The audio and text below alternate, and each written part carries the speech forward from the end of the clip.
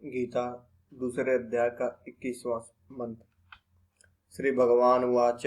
श्री भगवान बोले कि हे अर्जुन, तुमने शोक न करने योग्य का शोक किया है और विद्वता पंडिताई की बातें कह रहे हो।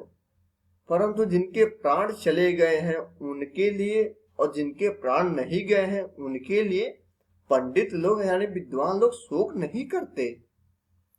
किसी काल में मैं नहीं था और तू नहीं था तथा ये राजा लोग नहीं थे, यह बात भी नहीं है।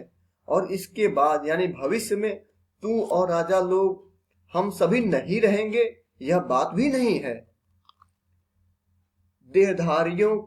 देहधारी के इस मनुष्य शरीर में जैसे बालकपन, जवानी और वृद्धावस्था होती है, ऐसे ही दूसरे शरीर की प्राप्ति होती है।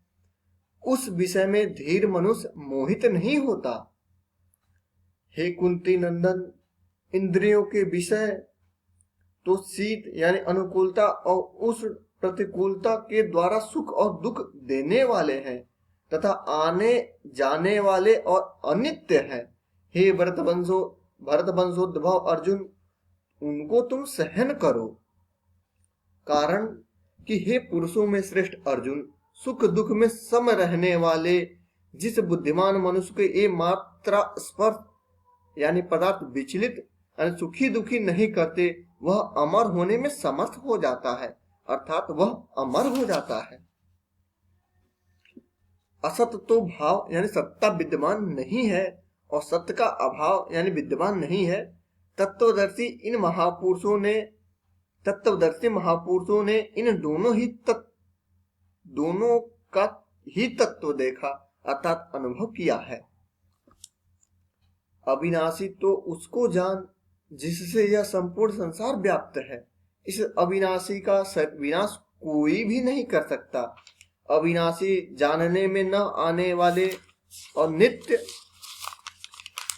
इस शरीर के ये देह अंत कहे गए हैं। इसलिए हे अर्जुन, तुम युद्ध करो। जो मनुष्य इस अविनाशी शरीर को मारने वाला मानता है और जो मनुष्य इसको मरा मानता है, वे दोनों ही इसको नहीं जानते, क्योंकि यह न तो मारता है और न मारा जाता है। यह शरीरी यानी आत्मा न कभी जन्मता है और न मरता है तथा यह उत्पन्न होकर फिर होने वाला नहीं है। यह जन्म रहित नित्य निरंतर रहने वाला शाश्वत और अनादि है।